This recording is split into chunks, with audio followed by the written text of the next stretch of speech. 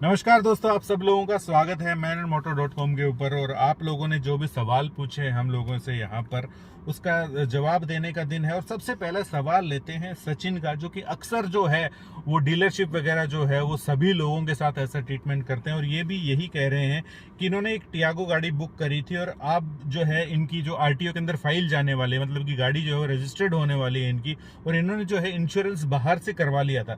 लेकिन जो कंपनी का जो जीएम है या जो मैनेजर है वो इनको ये बोल रहा है कि आपने इंश्योरेंस बाहर से करवाया था, इसकी वजह से रजिस्ट्रेशन के अंदर दिक्कत आएगी। तो ये क्या मतलब हुआ यार? बकवासबाजी है। इंश्योरेंस आपका सही हुआ है, जेन्युइन हुआ है, तो इस चीज की आप चिंता करना बंद कर दीजिए कि कोई दिक्कत हो सकती है रजिस्ट्रेशन में। ठीक है, ऐसा कोई नॉर्म्स नहीं है कि सिर्फ आप डीलरशिप से ही इंश्योरेंस लेंगे तभी आपकी गाड़ी का रजिस्ट्रेशन होगा। ये गलतफहमी है। दूसरा जो सवाल है वो पूछा है अविनाश ने, और अविनाश कह रहे हैं इनको एक 7 सीटर गाड़ी चाहिए। ठीक है, और ये क्या सोच रहे हैं कि इनको 8 लाख तक की जो है वो गाड़ी चाहिए और इनको ट्राइबर पसंद आ रही है। और वो ये कह रहे हैं कि 72 bhp की पावर निकालती है। लोग ये कह रहे हैं कि यार वो बहुत कम पावरफुल है, लेकिन इनका मतलब ये है कि 35 bhp जो है वो ओमनी भी जो है वो निकालती है। तो वो तो 8-8 लोगों को लेकर के चली जाती है। इनको ट्राइबर लेनी चाहिए या इनका थोड़ा सा बजट बढ़ा करके अर्टिगा वगैरह के ऊपर चला जाना चाहिए? देखो, आपने बहुत लॉजिकली बात यहाँ पर करी कि ओमनी 32 bhp होने के बावजूद भी 8 लोगों को लेके जाती है। आपकी जो पल्सर है 150 सीसी की, वो 5 बंदे भी लेके जा सकती है, 6 बंदे भी लेके जा सकती है। वो डिपेंड करता है। ठीक है, ओमनी में वही वाली चीज आती है कि ठूसने हैं। ठीक है, लेकिन ड्राइवर में थोड़ा सा आपको खुला स्पेस मिलेगा और थोड़ी सी पावर जो उसमें जो ज़्यादा है ना, वो भी एक्चुअल में कम लगती है। आज के कंपटीशन की बात करोगे, जैसे इर्टिगा होगी, तो उसमें कंफर्टेबल तरीके से बंदों को आप ले जा सकते हो। आप अपनी फैमिली के लिए कार ले रहे हो तो ड्राइवर से ज़्यादा कंफर्ट आपको इर्टिगा में मिलेगा। ओमनी में ऐसा लगेगा कि आपने ठूस ठूस के बंदे भर रखे हैं। और ये चीज़ मैं आपको पहले भी बता चुका हूँ और आपने नोटिस भी करी होगी। आप 100 सीसी की बाइक में भी 4-4 लोग चले जाते हैं। ठीक है, तो इन चीजों का डिफरेंशिएट आप खुद अपने हिसाब से करें तो ज्यादा बेहतर रहेगा। बिल्कुल सही बात है। और अगर आपने सिर्फ इंजन की बात करी तो मैं यहाँ पर सिर्फ इंजन की नहीं कहूंगा, उसकी जो ऑलरेडी जो बाहर की चद्दर है या ओवरऑल जो बिल्ड क्वालिटी है वो भी इतनी ज्यादा मजेदार आपको नहीं लगेगी। 7 बंदों के हिसाब से निश्चित तौर के ऊपर वो थोड़ी सी अंडर पावर आपको लगेगी ही लगेगी। अगला सवाल जो है वो गौतम पूछ रहे हैं कि वो ये कह रहे हैं कि बजट जो है वो कोई प्रॉब्लम नहीं है और ये 6 बंदों की फैमिली है। हैरियर इनके दिल को पसंद है और दिमाग को जो है इनके क्रेस्टा पसंद है, मतलब कि इनोवा जो है वो पसंद है। तो दिमाग के साथ जाएं कि दिल के साथ जाएं? मंथली रनिंग इनकी 2000 प्लस है और लंबा रखने की जो है वो इनकी ख्वाहिश है। तो कौन सी गाड़ी के ऊपर इनको जाना चाहिए? और एक और चीज बड़ी ही इन्होंने बोली कि टोयोटा का जो सर्विस सेंटर है वो 250 किलोमीटर दूर है और टाटा का इनके घर के पास ही है। देखो यार, जो भी हो, हैरियर जो है 5 सीटर है और आपकी जो इनोवा है वो 6 सीटर है और 7 सीटर है। तो टेक्निकली अगर यहाँ पर देखा जाए तो इनोवा ही आपके काम की गाड़ी है। दूसरी चीज यहाँ पर ये है कि आपका सर्विस सेंटर थोड़ा सा दूर है, बहुत ज्यादा दूर है एक्चुअली। 250 किलोमीटर कम से कम 5 घंटे आपको जाने के लिए चाहिए और 5 घंटे आने के लिए चाहिए। और उस पर से जो सर्विस का टाइम है वो अलग। ठीक है भाई, 12 बजे सर्विस को देने के लिए 8 बजे निकलना पड़ेगा घर से। बिल्कुल, लेकिन और आपको सर्दियों के अंदर सर्विस हुई तो बात अलग ही लेकिन टोयोटा में जो है ना, आपको जो है सर्विस सेंटर के ज्यादा चक्कर नहीं काटने पड़ेंगे। और लॉजिकली ये आपका अच्छा डिसीजन होगा कि अगर आप टोयोटा में जाएं तो। बिल्कुल सही बात है। मेरे ख्याल से इनोवा जो है वो आपके दिमाग को ज्यादा शांत रखेगी यहाँ पर। देखो यार, दोनों गाड़ियां थोड़ी सी डिफरेंट हो जाती है और इनोवा की रिलायबिलिटी के ऊपर तो लोग कसमें भी खाते हैं। ठीक है, तो मेरे ख्याल से जो है वो इनोवा जो है वो ज्यादा वैल्यू फॉर मनी गाड़ी यहाँ पर हो जाती है। हो सकता है कि भविष्य के अंदर आपके आसपास भी सर्विस सेंटर खुल जाए। 250 किलोमीटर थोड़ा सा ज्यादा दूर है, इनफैक्ट बहुत ज्यादा दूर है। तो मेरे ख्याल से टोयोटा के भी ध्यान में होगा ये चीज, आसपास आपके खोल दे तो ज्यादा बढ़िया। हम ये नहीं कह सकते कि 5 सीटर वाली गाड़ी में आप 6 बंदों को बिठाकर चले, वो एक लॉजिकल चीज नहीं है और ये चीज इलीगल भी है। और यार मेरे ख्याल से अगर 4-5 महीने के अंदर एक बार सर्विस के ऊपर चले भी गए तो कौन सी फर्क पड़ गया इनको, थोड़ी सी आउटिंग भी हो जाएगी आपकी। ठीक है, और इसके अंदर ज्यादा दिक्कतें भी नहीं आती है इनोवा के अंदर। अगला जो सवाल है वो पूछा है अनिकेत ने, और अनिकेत ने बहुत ही इंटरेस्टिंग सवाल पूछा है। बहुत सारे लोगों के जहन के अंदर ये दिमाग में होता है ये वैसे बात कि जब वो जॉब लगते हैं तो सब लोगों का सपना होता है कि जब जॉब लगे तो वो फर्स्ट गाड़ी भी खरीदें। इनका भी ऐसा ही सपना है और ये कह रहे हैं कि इन्होंने 2 साल पहले गाड़ी कोई सीखी थी, 7-8 महीने हो गए इन्होंने कोई गाड़ी भी नहीं चलाई है, ठीक है। और ये कह रहे हैं कि मेरे को नई गाड़ी लेनी चाहिए, सेकंड हैंड के ऊपर जाना चाहिए।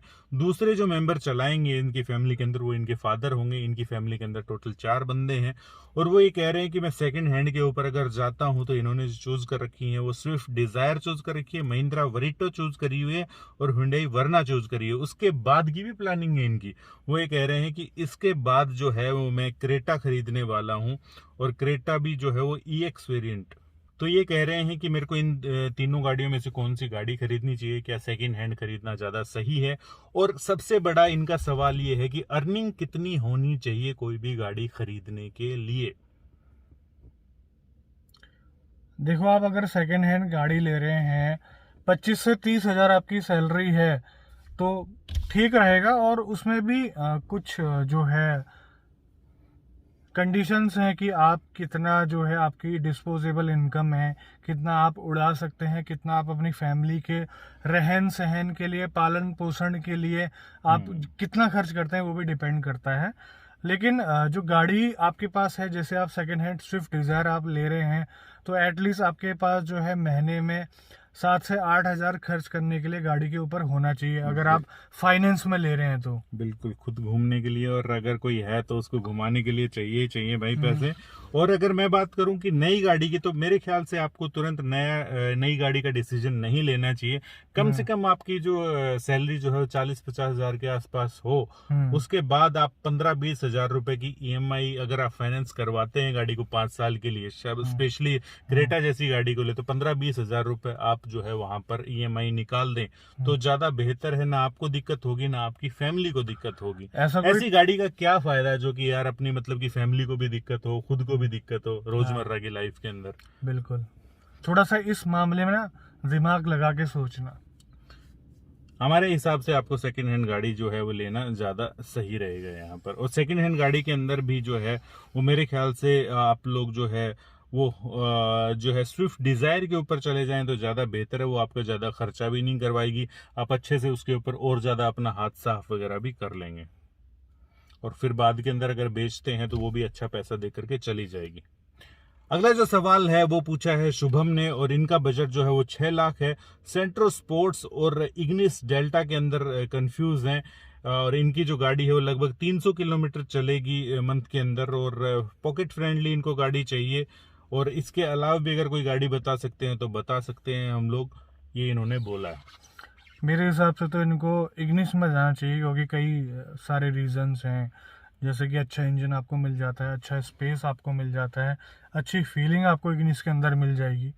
ड्राइव करने के अंदर आपको ज्यादा बेहतर मजा आएगा, बैठने उतरने के अंदर जो है आपको कोई भी दिक्कत नहीं होगी, विजिबिलिटी आपको ज्यादा इग्निस के अंदर मिलेगी, नेक्सा की सर्विसेज जो है वो आपको मिल जाएंगी। वहां पर फालतू के अंदर आपको भीड़ का फेस जो है वो नहीं देखना पड़ेगा, अब वहां पर जाकर के अपनी गाड़ी को सर्विस इजीली करवा सकते हैं। अगर आप कंफ्यूज हैं बिल्ड क्वालिटी को लेकर तो सेंट्रो भी कुछ अच्छा स्कोर नहीं लेके आई है, वो भी 2 स्टार ही लेकर आई है, तो उस लेवल की इग्निस भी है, ऑलमोस्ट सेम ही है भाई दोनों। तो मेरे ख्याल से इग्निस के ऊपर आपको ज्यादा जाना चाहिए। बिल्कुल। अगला जो सवाल है वो संदीप ने पूछा है, और वो ये कह रहे हैं कि भाई महाराष्ट्र से बहुत लोग होते हैं जो कि दिल्ली, नोएडा, हरियाणा से गाड़ी खरीदने का शौक रखते हैं, क्योंकि यहाँ की गाड़ियों की कीमतें लगभग 1 से 2 लाख सस्ती होती हैं, गाड़ियां भी कम चली हुई मिलती हैं और दिखने में भी क्लीन होती हैं। यस, वो बात तो है। और इसका बहुत बड़ा हाथ डीलर का भी होता है, और वहां के डीलर भी बताते हैं कि आ जाओ, कोई दिक्कत नहीं है, हम सब करवा करके देंगे। डीलर भाई हर जगह के ही ऐसे होता है, सब कुछ सब जगह करवा करके देते हैं, वो लोग ऐसा बोलते हैं। और वो ये कह रहे हैं कि कोई दिक्कत नहीं होगी और ज्यादा खर्चा नहीं आएगा, हम NOC निकाल करके भी देंगे।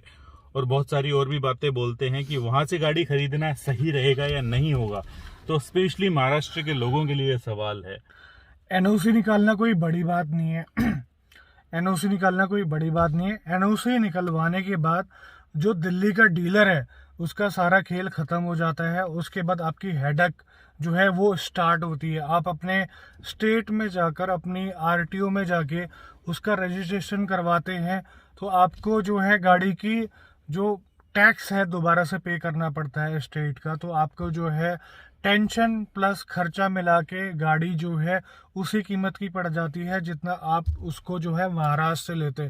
और दूसरी चीज़, गाड़ी कम चली हुई होती है, ये अपने दिमाग से निकाल दीजिए बात को, क्योंकि 2 सेकंड लगते हैं 1 लाख किलोमीटर चली हुई गाड़ी को 20,000 में कन्वर्ट करने के लिए। मेरी राय ये है कि आपके आसपास की जगह की ही गाड़ी देखो, क्योंकि कॉस्ट ऑलमोस्ट सेम ही होने वाली है। यहाँ पर थोड़ा सा रिस्क जो है वो बढ़ भी जाता है। मेरे को पता है कि यहाँ के डीलरों के अगेंस्ट होगी वो बातें, लेकिन जो सच है वो चीज सच है और यही हमारा फर्ज भी आप लोगों को बताना। ठीक है, तो आप लोग वहीं से कोई गाड़ी तलाश कीजिए, वो आपके लिए ज्यादा सही रहेगी। और इन्होंने पूछा है कि क्या ये नंबर भी चेंज हो जाएगा क्या? जी हाँ, नंबर बिल्कुल बदलेगा आपका अगर वहां पर आप रजिस्टर करवाते हैं तो गाड़ी को। अगला जो सवाल है वो रॉकी भाई का है, और रॉकी भाई कह रहे हैं कि इनको एक ऐसी गाड़ी चाहिए जो कि टाइम के साथ जो है वो मतलब कि पुरानी ना हो या मतलब कि मन से ना उतर जाए। और इन्होंने जो चूज करी है वो 1.4 जो है वो जीप कंपास करी है। इसके अगेंस्ट के अंदर जो गाड़ियां इन्होंने देखी हैं वो क्रेटा और सेल्टोस भी देखी हैं, लेकिन ये कह रहे हैं कि मेरे को थोड़ा सा भरोसा जो है वो सारी चीज जीप के ऊपर ज्यादा है। और वो ये कह रहे हैं कि मोस्टली जो है इनको चलना है वो सिटी और वीकेंड ड्राइव्स के अंदर थोड़ा बहुत बाहर भी जाना होता है। कौन सी गाड़ी के ऊपर इनको जाना चाहिए, थोड़ा बहुत एक्स्ट्रा पैसा खर्च करना मुझे तो वर्थ लग रहा है। क्या आप लोग अपनी जो है वो विचार जो है वो बता सकते हैं, क्या जीप कंपास के ऊपर जाया जा सकता है कि नहीं? बिल्कुल जा सकते हैं, आसपास आपके डीलरशिप है और ऐसा कोई मतलब दिक्कत वाली बात नहीं है, तो आप जीप पे जा सकते हैं। अच्छा प्रोडक्ट है, इवन पेट्रोल में भी वो एक अच्छी खासी पावर जनरेट करता है। लेकिन आप टर्बो जीडीआई से अगर कंपैरिजन करते हैं आपका सेल्टोस और उससे, कहीं ना कहीं थोड़ा सा मतलब पावर में कम लगेगी आपको और उसका वेट भी थोड़ा सा ज़्यादा है। लेकिन क्वालिटी वाइज जो जीप है इनसे थोड़ा सा आगे ही आपको लगेगी। उसके ड्राइविंग डायनेमिक्स हैं वो आपको कहीं अच्छे लगने वाले हैं। डेफिनेटली इसी के बारे में मैं रवि से आर्ग्यू करने वाला था, लेकिन इसने खुद ही बोल दिया कि जो ड्राइविंग वगैरह जो है ना वो आपको जीप कंपास की कहीं ज्यादा बेहतर लगेगी। देखो साइज तो ऑलमोस्ट सेम है, ठीक है, समझ गए हम लोग, लेकिन जो इस जीप कंपास की जो क्वालिटी है ना वो क्रेटा और सेल्टोस की बजाय बहुत ज्यादा ऊपर लेवल की गाड़ी है। ठीक है, तो आप डेफिनेटली अगर जो पैसा खर्च करते हो वो आपको वहां पर मिलेगा।